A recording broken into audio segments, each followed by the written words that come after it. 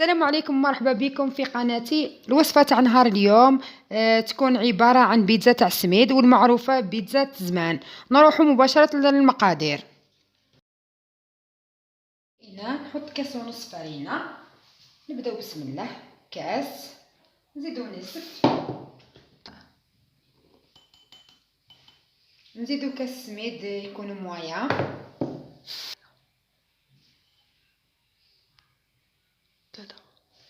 نديرو مغرفة تاع السكر هكذا، نزيدو نص مغرفة صغيرة تاع الملح هكذا، ونزيدو 4 مغارف زيت، 1 2 3 4، ونخلط الخليط مع بعض. نزيد لها مغرفة تاع خميرة تاع الخبز هكذا، نزيد نخلط ودوكا نبداو نعجنو. الماء يكون سخون. بسم الله.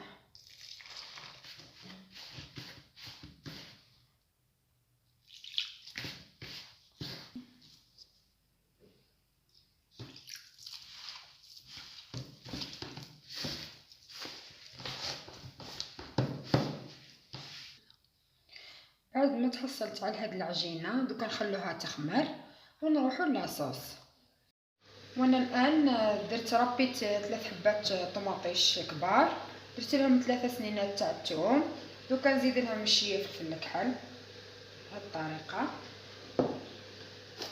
ندير لهم مغرفه تاع السكر باش ما تجيناش الطماطيش قارصه بهذه الطريقه.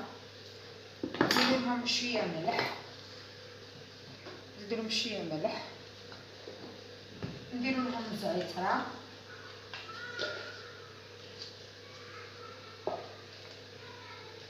الزعتر انا كنت منشفتها غسلتها ونشفتها، نديرها بهذه الطريقه. نخلط هذا الخليط مع بعض هكذا ونخليه على جنب. والان بعد ما خمرت لي العجينه دوكا ديريكت نحطها في السنيوه اللي كنت درت لها شويه زيت. نبداو بسم الله نرفدو هذيك العجينه هكذا، تكون يدي نحلها بهذه الطريقه، لازم تجي رقيقه. والان بعد ما حليت العجينه بهذه الطريقه دوكا نثقبها بالفرشيطه هكذا، نحطوا لاصوص هذيك اللي كنت درتها. لازم ما تكونش طايبه، نتوما على بالكم البيتزا تاع زمان ما تكونش طايبه لاصوص تاعها هكذا. نفرخها كاع هذيك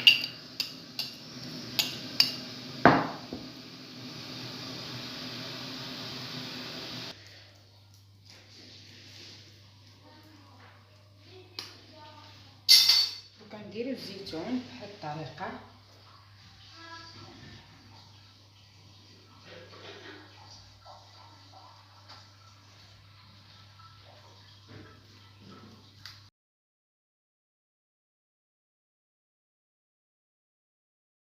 البيتزا تاع السميد بعد ما طابت جات ما شاء الله. نتمنى الوصفه تاع اليوم تكون نالت اعجابكم. سلام.